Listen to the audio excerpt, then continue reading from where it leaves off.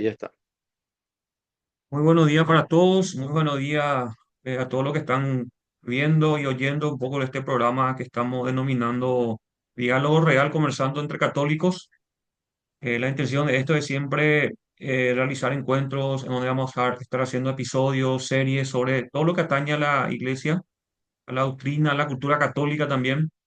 Muy importante como laicos de la iglesia realizar este tipo de eventos, ¿verdad? Y en esta ocasión estaremos conversando a varios temas con nuestro hermano laico comprometido con la Iglesia de Cristo, que es el señor Pedro Coronel, con quien estaremos conversando un poco sobre la sede petrina, sobre el Papa, sobre el cónclave, y en especial sobre la promesa de Cristo que hizo a Pedro y a su iglesia a través de eso. Entonces, doy la bienvenida a Pedro. ¿Cómo estás, Pedro? Un gusto saludarte. Francisco, muchísimas gracias. Gracias por la invitación y por la gracia. Estamos muy bien por aquí, muy contentos de poder participar en esta clase de actividad que como laicos me parece muy importante y muy necesario en estos tiempos en los que vivimos, ¿verdad? En donde es bueno siempre ir recordando, aprendiendo cosas a veces respecto a nuestra fe y que no, en este caso el tema que nos involucra el día de hoy, que es bastante interesante, ¿verdad? Por ejemplo, estamos ahora viendo mucho debate sobre qué va a suceder a Francisco. Se habla más sobre eso, si va a seguir la misma línea. No se habla Mucha más bien especulación. especulación, más bien viendo qué línea usar, ¿verdad? Qué ideología usar o qué sistema político, más o menos se ve como algo político, como un presidente, ¿verdad? Y muchos se olvidan que hay una historia, ¿verdad? Claro, Sobre lo que es la sede petrina, el significado en sí, ¿verdad? y así mismo, y la parte muy importante es la parte espiritual, y sobre todo que Dios es el que está en el control siempre, ¿verdad? Ujú. Entonces, uno puede especular por una cuestión de amarillismo, sobre todo los medios de comunicación, ¿verdad? Y a veces también nosotros como laicos nos prestamos a ese juego de empezar a también querer adivinar cuestiones que realmente se nos escapa de nuestras manos, ¿verdad? Estos temas van más allá de meramente mi deseo personal, sino que también está lo que Dios tiene previsto para nosotros y nosotros qué podemos hacer para también unirnos a toda esta idea, todo esto, lo espiritual que hay detrás, ¿verdad? Claro. Y sería interesante un poco, Pedro, si podés comentarnos según tus conocimientos, ¿verdad? Y experiencia también y estudio que hiciste, ¿verdad? Sobre la historia en sí y el significado de lo que es la sede petrina, ¿verdad? Que es un poco muy profundo, es algo místico, algo espiritual, más allá de lo que es la estructura que podamos ver nosotros como sede, ¿verdad? Sí, tal cual. Bueno, nosotros sabemos que la sede petrina viene siendo lo que es el lugar desde donde el Papa, que es el vicario de Cristo, pero sucesor del apóstol Pedro, enseña y va administrando, digamos, la iglesia de Cristo. Tenemos, por ejemplo, que sede viene del latín sedes, que significa asiento o cátedra, que Ujú. justamente de ahí viene también la catedral, en donde están los obispos, desde donde se Claro. sienten y enseñan, ¿verdad? Tienen un origen incluso en el Antiguo Testamento, donde ya el propio Moisés enseñaba, y por eso el propio Ujú. Jesucristo dice, en la cátedra de Moisés, este en el Evangelio de Mateo dice en el capítulo 23 versículo 2, en la cátedra de Moisés se han sentado los escribas y fariseos, haced y cumplid todo lo que os digan. Es decir, ya se tenía para los judíos esta idea de cátedra, ¿verdad? De un lugar Ujú. en el que se enseñaba. Y justamente lo que desde el Nuevo Testamento se va dando con la revelación de Cristo y la enseñanza de los apóstoles a sus sucesores, con Ujú. Pedro a la cabeza. Ujú. Y bueno, y esa relación de Pedro, o sea, a partir de ahí, por ejemplo, vemos que Cristo hace esa pregunta a él si lo amaba 3 veces. También le dice inclusive que le permite que le sacuda también Satanás o el maligno. Pero cuando tú te recuperas, o menos en simples palabras, que confirma a mis hermanos, ¿verdad? Son Firma a tus palabras hermanos. textuales. Claro, el fundamento de acá hay que relacionar muchas cosas, ¿verdad? Estamos hablando de el primado de Pedro en ciertos aspectos. Después también tenemos lo que vendría siendo la jurisdicción de la sede petrina Ujú. y también la, todo lo que involucra esta cabeza visible y que digamos que es la referencia que tenemos nosotros los Claro. católicos. Entonces, como primado tenemos que siempre, tanto en las escrituras como en la tradición, Pedro siempre fue el primero en todo, ¿verdad? Ujú. Tenemos pasajes bíblicos en donde al empezar a citar, por ejemplo, a los apóstoles, va a decir primero Pedro, Sí, sí. y lo curioso de ahí es que no dice segundo fulano, Ujú. tercero mengano, no, no va Ujú. diciendo eso, sino que Ujú. primero Pedro. ¿Por qué? Porque entendía que Cristo al decirle a San Pedro le dice, sobre ti edificaré mi iglesia, Sí. ahí él va dándole esta oportunidad y esta obligación, digamos, de ser el que encabeza todo lo que es la iglesia. Ujú. Y a continuación le dice, y a ti te daré las llaves de los cielos. Y esta llave tiene un simbolismo muy importante porque ya viene desde el Antiguo Testamento, en donde un rey tenía un mayordomo, Mayor. que es la Ujú. mayordomía, ¿verdad? En el que él le daba las llaves y él, en su ausencia, lo que tenía que hacer era administrar todo el Ujú. reino, ¿verdad? Y eso es lo que hace el Papa en Ujú. ausencia de Cristo, en una ausencia carnal, ¿verdad?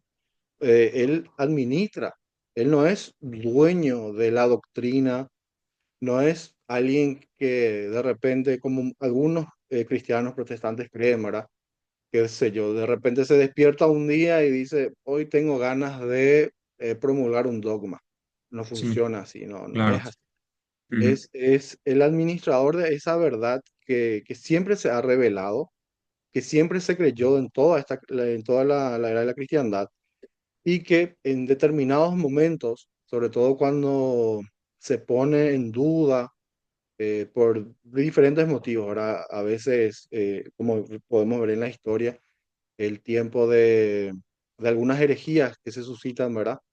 Entonces se pone como en juicio ciertos dogmas o ciertas creencias. Y allí el Papa, junto con los obispos, en esa comunión que siempre debe de existir, se proclama y es lo que permite que la iglesia siga siendo fundamento de la verdad, como lo dice San Pablo, ¿verdad? En la iglesia nosotros encontramos la verdad que es una sola. Por lo tanto, ahí viene también lo que es entendiendo esta infalibilidad de la iglesia y Ujú. también del Papa, que al pronunciarse de este modo es cátedra, desde la cátedra, al Claro. pronunciarse desde allí, es una verdad de fe que debe ser creída por todos los cristianos. Ujú. Y es algo muy importante porque allí radica este proceso y este camino que uno debe recorrer para encontrar la verdad.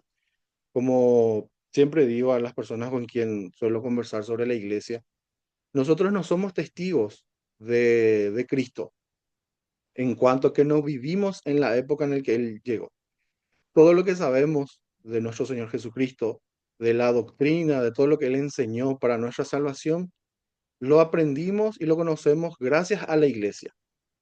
Por lo tanto, tenemos que ver a esta iglesia no como algo solamente espiritual, que sí es Ujú. cierto, es el cuerpo místico de nuestro Señor, pero también es una iglesia que podemos sentir, es una iglesia visible. Muchas Ujú. veces algunos hermanos equivocadamente creen que la relación con Dios se basa solamente en creer lo que la iglesia revela, pero no obedecer. Ujú. Sí. Entonces empezamos a tener una especie de Jesucristo a la carta, en el que yo elijo qué creer y cómo creer. Sin embargo, nosotros todo lo que sabemos de nuestro Señor, como no fuimos testigos de ello, lo vamos adquiriendo y recibiendo por tradición Ujú. mediante la iglesia. Claro, esa Entonces, y en tradición, la cabeza de la ah, iglesia está el Papa con los obispos. Sí, sí, esa tradición con T mayúscula, ¿verdad? No, esa tradición la- que muchas no la veces se tradición confunde. humana. No tradición, no, la tradición con T Claro, mayúscula. exactamente. Es la tradición con T mayúscula, ¿verdad? Nosotros Ujú. como católicos siempre recordamos esto también a los hermanos, nos basamos, tenemos como un tripié para nuestra doctrina, ¿verdad? Que es el magisterio, la tradición con T mayúscula y las escrituras, ¿verdad? Todos Ujú, en un mismo orden, es que no es que uno es más que otro, sino que todos son para nosotros importantes, porque por el simple hecho de que existe una verdad revelada, ujú, existe una comprensión de cada verdad y ello solamente puede ser posible entendiendo el origen de las cosas. Hay muchas situaciones, muchos sacramentos inclusive, que no se entiende así porque sí nada más yo leyendo las escrituras, que de repente es la fuente escrita que yo tengo de la doctrina, pero a veces o existen pasajes que son medio confusos, ¿verdad? Sin embargo, ¿a quién voy a recurrir yo si es que no estoy entendiendo un pasaje? Si es que no estoy comprendiendo un acto, un sacramento, pues recurro a quién lo escribió. ¿Y quién lo escribió? Pues bueno, fue la iglesia. Si bien tenemos actores materiales de ello, es la iglesia quien definió qué libros son sagrados, qué libros vamos a considerar nosotros como palabra de Dios, y es la iglesia con el Papa a la cabeza y los obispos quienes van definiendo eso y nos van explicando. Este capítulo quiere decir esto, y vemos después en la práctica, ¿verdad? En esa tradición que se fue transmitiendo de generación en generación hasta nuestros días. Y esa es la forma en que Cristo ha querido que nosotros hoy tengamos la certeza de lo que nos conviene para nuestra salvación. Y ya queda a cargo de todos nosotros entender, digamos que hoy día tenemos un sinfín de documentos que nos permiten a nosotros comprender verdaderamente nuestra fe, pero siempre basándonos en lo que la iglesia nos enseña. claro, como dice la propia carta de San Pablo, la iglesia es columna y sostiene la verdad. Entonces, en base a eso, lo que podemos también leer a los padres de la iglesia, que son discípulos ya de los apóstoles, no sé, de repente Tertuliano, San Ireneo de León, posteriormente Claro, San, San Ignacio, San Ignacio, después de Antioquía, San Jerónimo, o sea, digamos, personajes que estuvieron, digamos, en la iglesia primitiva, que claro, nos dan, digamos, esa revelación también sobre el papel de Pedro dentro hay de ese que, proceso, ¿verdad? Estructural que se fue armando, ¿verdad? totalmente. Orgánicamente, eso también es una cuestión que a veces se critica, ¿verdad? Sobre todo los hermanos separados, ¿verdad? Que dicen, pero esto no está en la Biblia. Ujú, Sin embargo, hay que comprender que nosotros tenemos 2000 años de historia, ¿verdad? 2000 años de cristianismo, en el que se ha dado un proceso muy orgánico, una evolución de las cosas, ¿verdad? ujú, Entonces, hay muchas palabras incluso que no encontramos, obviamente, en las escrituras, pero el significado o lo que se entendía ya por eso sí existe claro, en el caso de las escrituras, ¿verdad? No solo podemos basarnos nosotros en las escrituras teniendo toda una tradición detrás, toda una enseñanza a viva voz que se fue dando a través de los siglos. Tampoco podemos desconectar nosotros como cristianos que vivimos ahora en el 2025 de lo que ocurrió en el año 60, 80, y que solamente decir, no, lo que está en la Biblia es lo que yo me voy a regir y lo que yo ahora conozco lo voy a basar allí. Sin embargo, existen 2000 años de interpretación, de vivencia, de cómo interpretaron estos primeros cristianos que después fueron, como bien lo dijiste, ¿verdad? Fueron sucediendo los apóstoles. Y tenemos esta sucesión de apóstoles que fueron enseñando a su vez. Y tenemos la promesa de nuestro Señor de que va a acompañar a su iglesia hasta el final de los tiempos, ¿verdad? Salvo que ya haya ocurrido y no nos hayamos enterado, me parece que seguimos todavía en esa promesa. Entonces tenemos la seguridad de que claro, Cristo va acompañando a su iglesia y que se den, aunque fuera distintas realidades en estos momentos, confusiones, como es el tiempo en el que vivimos, nuestro Señor está ahí. Y es como un proceso nada más en el que nosotros somos probados en nuestra fe, claro. en nuestra creencia, y seguir un poco a la espera de lo que va a suceder, sobre todo ahora teniendo en cuenta que en unos días más inicia el cónclave y bueno, tendremos, por la gracia de Dios, un nuevo papa en el que, bueno, uno no tenemos digamos, ese sentido de empezar a especular algo, sino más claro, bien rezar, estar un poco, cumplir nuestra parte de laico en este caso, ¿verdad? sí, sí, sí. Porque es lo único que podemos hacer. Por ejemplo, eh, los primeros padres de la iglesia, ellos tenían, digamos, ese sentido de que el obispo de Roma era el sucesor de San Pedro, ¿verdad? Porque según la tradición, San Pedro muere, es martirizado en Roma, y a partir de ahí, según la tradición, ¿verdad? Le sucede Lino, después Cleto, ¿verdad? Así sucesivamente, ¿verdad? Por Entonces, ejemplo, ahí nosotros tenemos varios escritos de los padres apostólicos, ¿verdad? De estos primeros obispos, inclusive papas, que estuvieron en los primeros siglos. San Ireneo de León, por ejemplo, en su escrito contra las herejías, en el año 180, dice, pues con esta iglesia, refiriéndose a la de Roma, en razón de su origen más eminente, debe necesariamente concordar toda la iglesia. Y así como estos escritos y varios otros, hay testimonio de cómo la iglesia desde el comienzo siempre recurrió a la sede de Roma, a la sede petrina en este caso, para resolver cualquier conflicto. Entonces ahí hablamos ya de la jurisdicción que tiene la sede petrina. Y no es una cuestión de que hablemos de la sede romana porque estuvo en Roma nada más. No importa si el día de, y como ya ocurrió en la historia, la sede puede cambiar, pero sin embargo, esa autoridad que tiene y que fue dada por el mismo Cristo se mantiene. claro, Entonces, hubo épocas, si no me equivoco, estuvo en Florencia en Aviñón y ahí también, estaba obviamente la sede, así sí, es.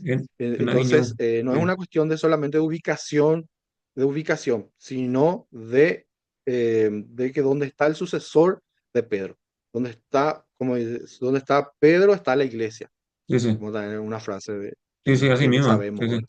sí, sí, Entonces, ¿y por qué es importante esto, verdad? Muchas veces no comprendemos, pensamos que es una cuestión muy humana nada más el de tener un representante.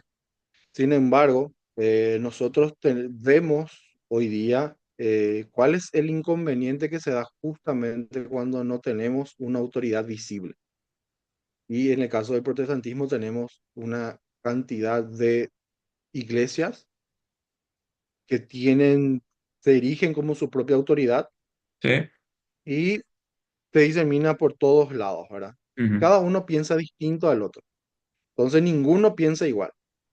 Y ahí uno se va a preguntar, ¿será que Cristo realmente habrá querido esta división? Que cada uno pensemos de manera diferente, pero al igual cada uno nos proclamamos como portador de la verdad. Entonces, obviamente Cristo en su perfección siempre conoció esto, sabía de nuestras limitaciones como humanos y de esa necesidad de que tengamos a un representante, a una persona que encabece todo esto. Y no claro, porque sea una persona que va a ser santo, que va a ser, no sé, una copia idéntica de nuestro Señor Jesucristo, sino que a pesar de ello, iba a poder apacentar a su grey, ¿verdad? Que iba a tener esto no por sus propios méritos, sino por la gracia de nuestro Señor. ujú, Y esto tenemos desde el primer papa, que es San Pedro, que fue la persona que le negó tres veces a nuestro Señor. Sin embargo, él fue considerado el primero entre los apóstoles y el que tenía que en la cabeza de la iglesia. Entonces ya desde un inicio sabemos que el Papa no necesariamente es perfecto, sino que a pesar de todo ello va a tener esa gracia de poder, porque es la gracia de Estado que recibe cada uno según el cargo que va ocupando, es que recibe gracias a Dios y es lo que hace que lleve adelante su misión, ¿verdad? claro. Después también vamos a hablar un poco de lo que es su poder y su autoridad, ¿verdad? El Papa, como sucesor de Pedro, es el obispo de Roma, sucesor de San Pedro, vicario de Cristo y también cabeza visible de la iglesia, ¿verdad? O sea, tiene, digamos, todas esas características de ese cargo, pero al final es una carga, ¿verdad? Ese cargo es una carga para él, porque tiene toda Sí, esa... por eso no todos quieren ser, ¿verdad? De hecho que ahora la mayoría no quieren ser electos papas, como Ujú, te hablas con un sacerdote o con un obispo, sí, y te dicen, yo quiero ir al cielo, no mm, quiero, en el sentido de todo ese sacrificio que implica estar a la cabeza de ujú, la iglesia, ¿verdad? Sí, lo que es el papel del Papa como sucesor de Pedro es muy claro. Lo primero es ser esta cabeza visible de la iglesia, como bien lo dijiste ahora, el de representarnos. Sobre todo también tiene esta jurisdicción de potestad de decidir sobre cuestiones de ética, también las cuestiones de autoridad y disciplina, ¿verdad? Sobre todas las cosas, para los asuntos que sean disciplinarios, el Papa es la autoridad máxima. Y como vimos a lo largo de la historia, ¿verdad? En los concilios, en la mayoría de los concilios, con todos los concilios, si el Papa no estaba de acuerdo o no aceptaba ciertas decisiones, el concilio era rechazado. Sencillamente no era válido y no le involucraba a toda la iglesia. Entonces la autoridad del Papa es universal ujú. y va abarcando todo esto.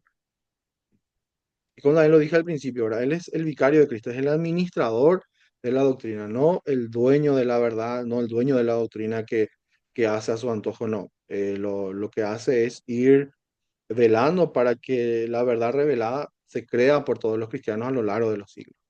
Claro. Y eso es algo fundamental, porque si no pasa lo que ocurre en el otro en la otra ala del cristianismo, en el protestantismo, donde hay como diversas verdades. Y no puede ser que eso sea algo correcto porque se oponen entre sí esas verdades. Y entonces Y cada tenemos que uno, tener una persona. y cada uno con su pastor ahí, o sea, al final tiene otra vez un pastor que guía a esa iglesia, Y que pero interpreta todo. Es que interpreta, decir, o sea, sí o sí necesitamos de un pastor, así, una cabeza central, pero al sí, final cada uno sale de ahí como una abeja y va y se cree no, pastor, ¿verdad? no me gusta esto, voy a pastorear así de este modo porque yo lo entiendo de esta manera, a mí me gusta de esta manera. Y ahí nos damos cuenta de que al final esa persona se convierte en el propio papa de su iglesia. Así mismo. ¿Por qué? Porque la autoridad que recibe está en él.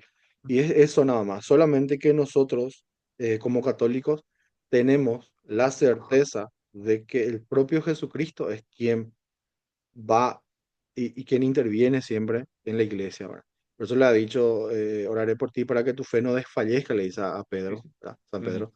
Entonces, hay una garantía de que la de asistencia del Espíritu Santo siempre en la iglesia, obviamente desde el Papa con todos los obispos, ¿verdad? Que tienen que estar en comunión. Eso es muy importante, ¿verdad? Como laicos nosotros tenemos que creer en la comunión que debe de existir entre todos, iniciando desde el último bautizado hasta el obispo de allá de África, de donde sea, tiene que estar en comunión con el sucesor de Pedro. claro, tiene que haber un orden. Justamente en San Juan, ¿verdad? Lo que dijiste ahora, San Juan 17 dice, no ruego solo por ellos, sino también por los que han de creer en mí por la palabra de ellos. Esto es una oración que hace al Padre, para que todos sean uno, como tú, Padre, estás en mí y yo en ti, que también ellos estén en nosotros. O sea, hay una simplicidad cuestión ahí que hay que entender también sobre eso, de que la unidad es muy Claro, importante. A pesar de las diversidades, solamente un solo espíritu, como dice San Pablo también, ¿verdad? sí. Dentro de la iglesia nosotros tenemos 24 ritos, es decir, 24 formas de celebrar la liturgia, de creer, de vivir la fe, no de creer. Mm, Porque la fe es una sola claro. y ahí justamente es esa unidad que hay, a pesar de, en medio de esa diversidad y de incluso la diversidad de vivir la fe, em, según también cada uno va teniendo su apostolado, según los dones que una persona va a tener, va a vivir su fe de un modo diferente, pero es una sola fe. Mm, Y es esa unidad en la que Cristo ha querido que todos los cristianos a lo largo de los siglos se unifiquen y vivan una. Y esa es la garantía que tenemos, ¿verdad? Por eso tenemos nosotros los dogmas de la iglesia que se fueron dando a lo largo de los años, ¿no? Es que porque tiene que estar en la escritura y si no está allí ya no es una verdad creíble, claro. como por ejemplo el último dogma de la Santísima Virgen, ¿verdad? Por Pío XII. La Inmaculada Concepción. Entonces, la Inmaculada Concepción. Entonces, no es que porque se le ocurrió a Pío XII un día decir, no, hoy vamos a ser marianos y vamos a hacer esto y proclama este dogma. No, es algo que siempre se ha creído y que tiene la sede de Pedro esa potestad de velar justamente para que todos podamos, no haya como esas discusiones que puede incluso existir, de verdad. Yo puedo no entender un dogma, puedo que no lo comprenda, pero eso no significa que no sea verdad. ¿No? Y Pero el la tranquilidad de fundamento siempre va a nuestro, existir. para la tranquilidad de nuestros seguidores, ¿verdad? Que van a estar viendo este programa, les queremos también dar a conocer que vamos a realizar varios episodios, inclusive del tema de dogmas, donde vamos a explicar de cómo se sucede esta cuestión de dogma dentro de la iglesia a lo largo de la historia, Sí. para que los hermanos comprendan, ¿verdad? De repente hay algún hermano de otra denominación también que quiera entender, entonces ahí vamos a ir explicando también de acuerdo a lo que la tradición apostólica y la revelación dio a conocer, ¿verdad? Claro, no se puede en un video de media hora o de un minuto explicar 2000 años de historia. Ujú. Hay que entender muy bien esto, por eso a veces el trabajo del apologeta católico muy difícil y es muy extenso porque tiene que abarcar 2000 años de historia, eh, acontecimientos que se van dando siglo tras siglo y que forman parte de esta evolución de la iglesia, ¿verdad? Pero que no quiere decir que se crean nuevas cosas, sino que se va entendiendo y comprendiendo aquello que ya se ha revelado. Entonces, yo siempre digo cuando enseño catequesis a adultos, que puede que yo no entienda algo, puede que no comprenda, así como los dogmas, ¿verdad? Pero existe un fundamento y es a lo que yo puedo llegar a entender. Basta con tener, primero, humildad en reconocer mis limitaciones. Como todo ser humano tenemos limitaciones intelectuales a veces para comprender algunas cosas, pero en ese proceso puedo ir conociendo muchas otras cosas que van a fortalecer mi fe, que van a hacer que aquello que yo creo o que vaya a creer sea fundamentada. Así como lo dice San Pedro, ¿verdad? Hay que dar testimonio de lo que uno cree, hay que ir explicando eso, pero que obviamente es un proceso también. Sí, sí. Y bueno, señor Pedro Coronel, laico de la Iglesia prometido con Cristo, vamos a ir cerrando por hoy nuestro tema, respetando siempre nuestros minutos y nuestro proceso de charla, ¿verdad? Entonces, como para cerrar, ¿verdad? Entonces el Papa es en principio de unidad visible de la Iglesia. Hay varios testimonios de los padres que Así lo es. atestiguan, testimonio bíblico también de apacentar la oveja de Cristo. Entonces, el Papa como un mayordomo, como un administrador de la Iglesia visible de Cristo. Entonces, es importantísimo, digamos, rezar por el nuevo Papa, que prácticamente dentro de 8 días ya tendríamos, si Dios permite, un nuevo Papa. Si Dios lo quiere. Entonces, rezar por ello y pedir a toda la grey que haga lo mismo, ¿verdad? Para que podamos Claro, tener un porque Papa el acorde a lo que la Señor Iglesia necesita. escucha, el Señor escucha a su pueblo, ¿verdad? El census fide y se da. Pero esto también hay que entender, no se da a cualquiera, sino a aquellos que verdaderamente son fieles. Para ser Ujú, fieles hay que uno comprometerse, estar en gracia en lo posible, ¿verdad? Frecuentar los sacramentos que nos permitan a nosotros estar, digamos, en ese camino, en ese grupo de pueblo fiel. Y así también pedir al Señor por una autoridad por un nuevo papa que pueda seguir haciendo el trabajo de lo que hicieron los más de 263 papas hasta la actualidad, ¿verdad? Que claro. sigan apacentando, confirmando a los hermanos en la Ujú, fe y sobre todo en estos tiempos de mucha confusión, que podamos tener un papa que pueda seguir obviamente con eso. claro.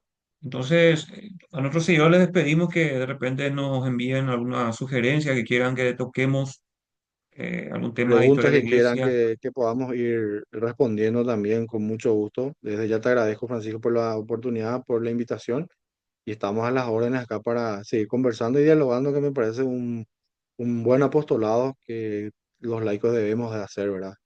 Conversar y dialogar sobre nuestra fe. Perfecto. Está bien, entonces nos encomendamos a la nuestra Santísima Virgen diciendo Ave María, gracia plena, Dominus tecum, benedicta tui mulieribus et benedictus fructus ventris tui, Jesús. Santa Santa María, Mater Maria, Dei, Mater Dei, ora pro ora pro nobis nobis peccatoribus, nunc peccatoribus. et in hora mortis nostre. Amén. Gloria al Padre, al Hijo y al Espíritu Santo. Como era en un principio, ahora y siempre, por los siglos de los siglos. Amén. Santa María, Reina de la Paz, ruega por nosotros. Ruega por nosotros. Domine Muchas Patris, gracias. Filii, Spiritus Sancti. Amén. Bueno, entonces que Amén. tengan un buen Vamos. descanso y saludo a todos. Igualmente. Nos vemos. Chao. Chao.